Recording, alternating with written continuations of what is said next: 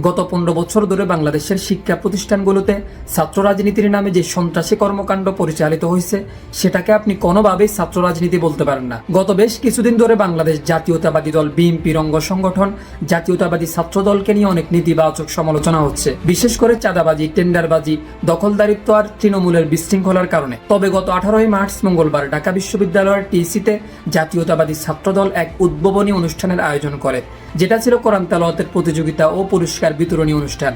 এই আয়োজিত দিনী অনুষ্ঠানের কারণে জাতীয়তাবাদী ছাত্র দলকে আপনি অ্যাপ্রিসিয়েট করতে পারেন। বিগত বছরগুলোতে এই সকল দিনী অনুষ্ঠান তো দূরের কথা, ছাত্রলীগের ক্যাম্পাস ভিত্তিক দুঃশাসনের ফলে ক্যাম্পাসে ইসলামী ছাত্র রাজনীতি করার কথা তো বাদই দিলাম, যেখানে ক্যাম্পাসে ধার্মিক ছেলেটাকেও শিবির ট্যাগ লাগিয়ে অত্যন্ত নির্মম নির্যাতন করা হতো। তবে ছাত্রদল যদি এই সকল সামাজিক ও দিনী অনুষ্ঠান আয়োজন করে ছাত্র রাজনীতিতে গুণগত পরিবর্তন আনতে পারে এবং সেই সাথে দেশের সার্বভৌমত্ব বজায় রেখে ছাত্রদের অধিকার আদায় ধারাবাহিকভাবে যদি কাজ করতে পারে, তাহলে কখনোই কেউই ছাত্রলীগের মতো করে ছাত্রদলের রাজনীতিকে প্রশ্নবিদ্ধ করতে পারবে না।